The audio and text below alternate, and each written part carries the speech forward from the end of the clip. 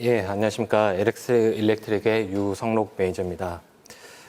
오늘 발표로 할 주제는 생성형 AI와 머신 비전을 활용한 스마트 팩토리의 적용 사례들입니다. 먼저 갑자기 이렇게 많은 분들 앞에서 사내가 아니라 이제 외부인들한테 발표하게 돼서 매우 떨리는데 네, 좀 양해를 부탁드리고요. 사실 이 그림도 지금도 최근에 한 달 전쯤 나왔던 GPT에 나온 달리 모델을 이용한 생성형 AI로 만든 이미지고요. 지난번에 저희가 한 달 전쯤에는 AI 서밋 2023에서 이 유사한 사례를 이제 발표를 했었습니다. 그래서 내용들을 좀 공유했던 거와 조금 다른 부분들이 있는데 내용들을 설명드리겠습니다. 예, 먼저 LS 일렉트릭은 세계 경제 포럼에서 선정하는 세계 스마트 팩토리 등대 공장에 2021년에 선정이 되었고요. 그 여러 공장 중에 청주 1공장이 선정이 되어 있습니다. 그래서 저희 회사를 잘 아시는 분과 모르시는 분이 있으실 텐데 좀 이해를 돕고자 했었고, 저희는 전력기기 제품들, 그 다음에 스마트 팩토리, 그 다음에 에너지 관련한 사업들을 진행하고 있습니다. 일반적으로 인더스트리 4.0에서 여정을 볼 수 있는 흔한 일반적인 그림인데요. 이제 기기들과 시스템과 연동하는 페이지 1에 해당하는 커넥티드 단계에서 지금 많은 기업들이 데이터와 AI 모델, 그 다음에 머신러닝 모델을 이용한 프레딕티브 단계에 접어들고 있는 것 같습니다. 저희 LS에서는 오토노머스 팩토리로 가기 위한 지금 3단계로 진입하는 과정에 있다고 생각이 들고요. 그 사례들에 대해서 다음 장에서 설명을 드리겠습니다. 지금 전통적인 자동화 공장에서 그 자율형 공장으로 넘어가는 기술들로서 IoT나 클라우드, 머신러닝 AI 등을 사용해서 지금 나아가고 있고요. 오늘 설명드린 내용은 그 중에 저희는 그 비전 인스펙션에 관련한 내용들을 설명드릴 예정입니다.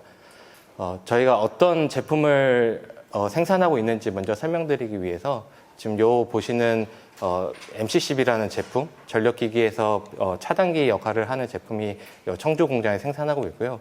그 옆에 보이시는 개폐기라는 제품이 청주 공장에서 생산되고 있고, 이 두 개의 제품이 한 약 20개 정도의 라인이 있습니다. 그래서 저희 LS에서 2019년부터 외관 검사를 도입하기 시작을 했고, 저희는 성공적으로 도입하는 것보다는 지금 초점을 맞췄던 것들은 어떻게 이 머신 비전의 시스템들을 계속 지속적으로 유지하고 개선시킬 수 있는가에 대해서 좀 포커스하고 본 솔루션이 초점이 맞춰져 있다고 설명을 드리고 싶습니다.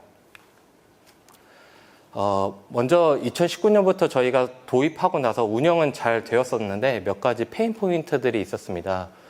성능을 지속적으로 계속 개선시키는 문제, 그 목표에 대한 매트릭스에 대한 정의, 그 다음에 어찌됐든 제조에서는 지속적으로 불량품을 줄이기 위한 노력들을 해왔기 때문에 불량 유형들은 다양하지만 이미지를 수집하는 데는 좀 몇몇 개의 유형들은 굉장히 어려웠어서 충분한 그 AI 모델, 딥러닝 모델의 성능을 내기 어려웠었던 부분들이 있었고요. 그 다음에 주기적으로 피드백이 가서 계속 지속적으로 개선이 돼야 되는데 그런 좀 중간에 문제들, 시스템적인 문제들, 그 다음에 이런 데이터 업무를 이제 반복적으로 수행하는데 좀 어려움들이 있었습니다.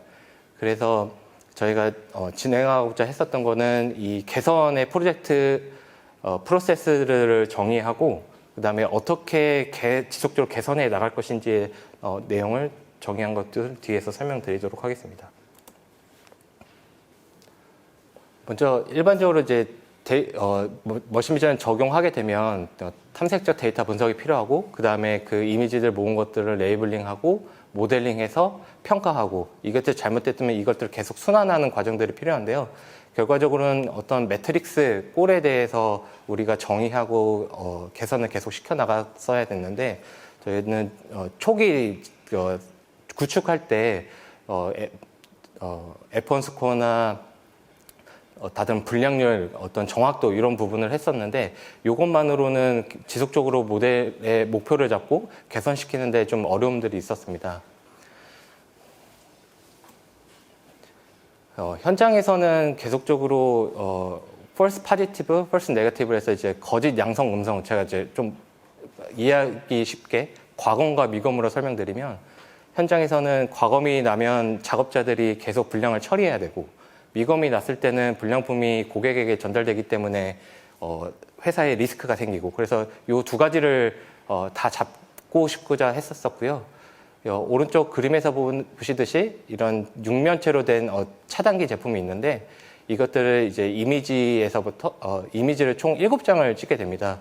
7장을 찍게 된 이유는 사실 육면체인데 왜 7장이냐 하면은 바닥면을 제외하고 5면이 남고 그 5면의 이미지를 각각에 촬영하게 되고 나머지 여기 보이시는 체결하는 부위에 탭이 제대로 났는지 부품의 중간에 뜬 부분들이 없는지를 대각선에서 이제 촬영을 해서 총 7장이 됩니다. 사실 제가 말로 설명드리는 것보다 요 뒤에서 제가 동영상을 간단히 설명을 드릴 텐데 이거 보시면 좀 더 이해하시기 좀 좋을 것 같습니다.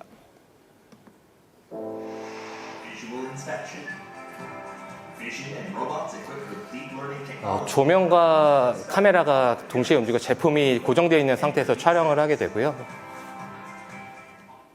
네, 먼저 간단하게 저희가 제품이 고정되어 있고 각 면에서 그 6층 로봇이 카메라와 조명을 달고 움직이는 시스템으로 되어 있습니다.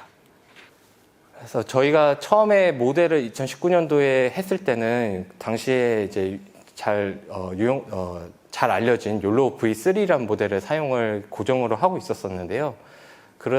한번 고정이 되니까 좀 바꾸기는 힘들더라고요. 그래서 그것들을 사실 작년부터 저희가 그 마이크로소프트랑 같이 협업을 일부 했던 부분들이 있는데 MS랑 같이 하면서 지금 오토ML을 도입하고 그것들을 이제 여러 그 딥러닝 모델들을 동시에 평가하고 분석하면서 가장 저희 제품에 적합한 모델을 선정하고 모델을 개발해 나갔습니다. 모델을 개발하고 나면 결과가 나올 거고 그 결과를 평가하는 데 있어서 에러 아널리시스를 진행을 했는데요. 정성적인 평가와 정량적인 평가를 나눠서 진행을 했고 정량적인 평가는 컴퓨전 매트리스를 통해서 그 false positive하고 negative가 얼마큼 나왔는지 어떤 정확도는 얼마나 나왔는지 F1 스코어는 어떤지를 확인했던 과정이라고 하면 정성적인 평가는 요 뒤에서 설명드리겠는데 예를 들어 어떤 그 중복된 에러를 찾거나 그 다음에 정의되진 않은 분량을 찾거나 아니면 또는 요 왼쪽 밑에와 같이 여러 분량을 너무 많이 찾거나 근데 요 안에서는 뭐 조그마한 먼지가 있을 수도 있고 겹친 것들 너무 많이 평가하면 어려워서 이것들을 일일이 정성적으로 보고 어떤 현상이었는지 이 다음은 어떻게 행동할지를 좀 기획해서 정의해서 좀 모델들을 계속 개선해 나갔습니다. 그래서 그 작업들이 끝나면 공통된 레이블링 가이드라인이라는 걸 만들어서 이 누구나 똑같은 기준을 하기로 좀 진행을 했고요. 이전에 저희가 했던 방법들은 초기 구축할 때는 각자의 어떤 감각으로 아니면 구두로 합의된 내용으로 메일에 왔다 갔다 하는 그걸 짤막한 정의대로 좀 정의해 나갔었고 그러다 보니까 사람마다의 편차가 있었었고 또 개인이 하다 보면 또 개인이 그날그날의 어떤 느낌과 상황들을 다르게 적용해서 편차가 있더라고요. 그래서 그것들을 한 번에 잡고자 요 레이블링 가이드라인 작성하고 애저에 있는 ML 그 레이블링 툴을 활용해서 좀 그런 편차들을 많이 줄이 나갔던 과정이 결과적으로 모델 성능을 좀 올리는 데 많은 도움이 되었습니다. 추가적으로 더 했던 것들이 있는데 아까 7면을 저희가 사진을 촬영하게 되고 그 7면의 사진을 이미지를 촬영하다 보면 사실 각각 이미지대로 모델을 구성을 해 왔었습니다. 근데 그러다 보니까 이게 저희가 포커스를 잡았던 게 그 유지관리 지속적으로 개선하기 위해서인데 모델을 하나 할 때마다 이미지를 다 개선시키기는 좀 어려웠었거든요. 그때마다의 그 컴퓨팅 리소스도 많이 들어갔고요. 그래서 공통적으로 그 포함할 수 있는 것들은 전부 다 한 모델에서 동작할 수 있도록 좀 유니모션 모델을 좀 성공적으로 개발을 해서 이제 단 하나의 모델로 어떤 업데이트가 일어나면 이제 하나의 모델만 개선하면 전 이미지에 적용될 수 있도록 구성을 했고, 사실 뭐 그렇다고 완전히 한쪽에 치우치느냐는 아니고 선택적으로 사용하게 되고, 각각 이미지에서 유니버셜 모델이 더 좋은 성능을 보이면 유니버셜 모델을 적용하고, 또 이면은 특별하게 그 이미지에 해당하는 모델이 더 동작을 잘한다라고 하면은 좀 그 사이드 스페시픽 모델로 좀 적용을 했던 사례입니다. 그래서 지속적으로 개선하기 위해서 이런 반복적인 작업이 이루어졌고, 아까 말씀드린 대로 특별하게 결함 어떤 특정 유형에 대해서는 저희가 데이터를 수집하기 어려우니 그거를 어떻게 해결할까, 뭐 처음에는 데이터 증강에 대한 이슈도 있었었고, 작년에 진행했었던 거는 데이터 신테틱, 그러니까 3D의 가상 환경을 제품에서 꾸며서 그 가상 환경에 실제와 같은 뒤에서 설명을 자세하게 드릴 건데, 카메라와 조명을 해서 실제 이미지와 같은 현상을 뽑아내기도 했고요. 실제 저희가 이제 오브젝트 디텍션 모델을 사용하고 있는데, 거기서 양품이랑 판정된 모델들을 어떻게 또 걸러서 레이블링 할 건지에 대해서 업노멀리 디텍션 모델, 그다음에 현장에서 나오는 어떤 개선 사항들을 피드백을 주기 위한 거, 그다음에 좀 빠르게 진행하기 위해서 파이프라인을 구성을 좀 진행하였습니다. 앞에서 말씀드린 대로 데이터 제너레이션, 그러니까 어그멘테이션 하기 위해서 처음에 작년에 저희가 접근했던 방식은 요 그림과 같이 3D 환경과 같이 제품을 가상의 공간에 놓고 카메라의 위치, 각도, 조명의 밝기, 위치 등을 좀 제어해서 실제 그 양산 제재 라인에 있는 이미지와 동일하게 촬영하도록 구성을 했었고요. 네, 잘 보이실지 모르겠지만 여기에 보면은 요 불량 유형을 디펙트를 먼저 사전에 모델링을 다 해서 되게 아마 왔다 갔다 할 겁니다. 그래서 우리가 원하는 위치에 불량품을 매핑하는 작업들을 자동화 좀 해서 플러그인으로 개발을 했었던 사례입니다. 그래서 우리가 현장에서 얻기 어려웠던 불량 유형을 이렇게 모델링을 통해서 이제 대량으로 이미지를 뽑아내기 위한 노력을 좀 진행했었고요. 이렇게 이미지를 생성하고 나면 또 레이블링하는 것들도 이제 코코 포맷으로 자동으로 좀 지정해서 레이블링하는 노력들을 좀 많이 덜어내고자 진행을 하였습니다. 사실 3D 모델로 하는 방법도 좋은 방법이긴 했으나 좀 인풋 대비 아웃풋이 좀 많이 없었어요. 그래서 그것들을 어떻게 또 해결할 수 있는지를 좀 고민을 했었었고, 그러던 찰나에 올해 좀 스테이블 디퓨전 생성형 AI 모델들이 좀 많이 나오고 있어서 그거를 바로 개발해보자 좀 진행을 했었습니다. 그래서 저희가 텍스트를 입력을 하면 정상품의 이미지를 넣고 우리가 원하는 부위에 불량 이미지를 생성할 수 있도록 인페인트 기술들을 넣어서 스테이블 디퓨전 모델 플러스 저희가 개발한 그 로라 제너레이티브 AI 모델을 통하면 간단한 프롬프트와 정상 이미지만 있으면 오른쪽과 같이 불량 이미지를 인페인트 했던 부분에 생성을 하고 저희가 대량으로 생성할 수 있도록 좀 솔루션화해 두었습니다. 그래서 인페인트 같은 것도 우리가 원하는 부위를 일일이 또 사람이 지정하기보다는 미리 마스킹 할 수 있는 이미지들을 다 인페인트를 랜덤하게 돌려놓고 그게 실제 이미지에 매핑을 해서 자동적으로 생성하게 했고, 이것도 또한 앞에서 저희가 그 3D 모델로 구현했던 것처럼 레이블링까지 다 하도록 진행을 했습니다. 왼쪽이 보시면 3D 모델로 만들어낸 이미지고요. 오른쪽이 생성형 AI 모델로 만들어낸 이미지인데, 요 3D 이미지 모델은 좀 적용이 좀 어려웠던 부분들이 그러니까 현장과 다르게 너무 깔끔한 이미지, 조립 상태도 완벽하게 이상적인 위치에만 있다 보니까 이거를 현장에서 나오는 이미지와 섞어서 같이 트레이닝을 하게 되면 좀 결과가 다른 쪽에 사이드 이펙트가 좀 많았었고, 펄스 파지티브 쪽, 그러니까 과검 쪽이 많이 발생을 해서 후처리를 좀 많이 해줘야 되는 또 추가적인 노력이 계속 많이 들고 있었고, 또 두 번째 문제는 약간 이쪽은 약간 3D 아티스트 영역들이라 이 환경을 구성하는데 시간이 좀 이 생성형 AI에 비해서는 좀 몇 배로 드는 환경들이었습니다. 그래서 실제로 저희가 제너레이티브 생성형 AI 모델로 생성한 이미지들을 현장에 나오는 이미지들과 섞어서 트레이닝을 했을 때는 전혀 사이드 이펙트도 없고 훨씬 구성을 하고 대량의 이미지를 생성하는데 한 30% 절반 이하로 좀 많이 줄였고 실제적으로 모델 성능을 올리는 데 많은 도움이 되었습니다.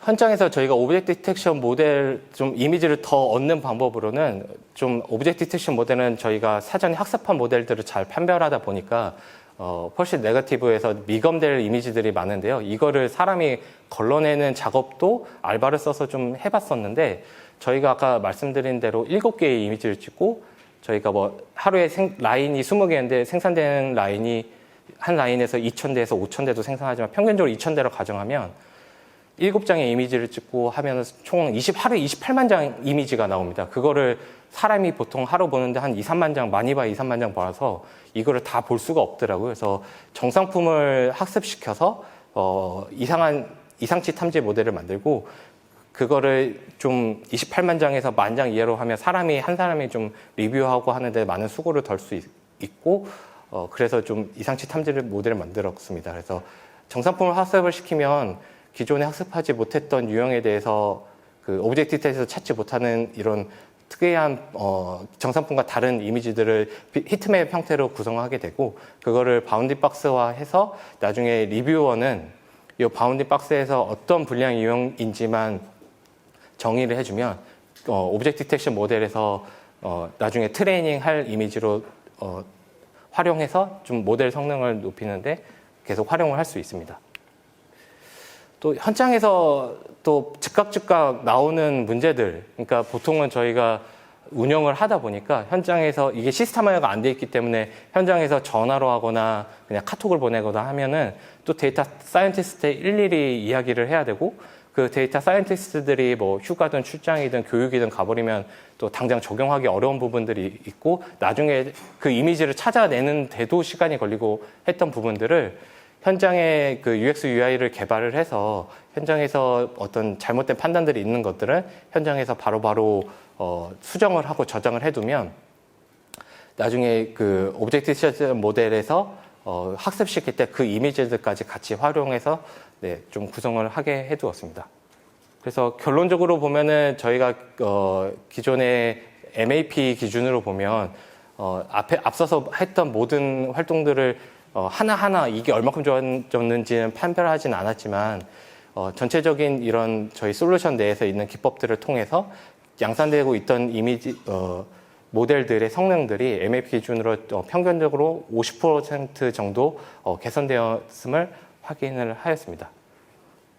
이렇게 해서 저희 팩토리솔 MVS라는 솔루션에 대해서 좀 소개를 해드렸고요. 저희가 성공적으로 도입하는 것을 넘어서 저희는 좀 지속적으로 유지하고 모델을 계속 관리하고 하는데 좀 초점을 맞추고 또 생성형 AI 모델로 좀 데이터 수집에 있는 한계들을 좀 극복하고자 노력을 하였습니다. 네, 들어주셔서 감사합니다.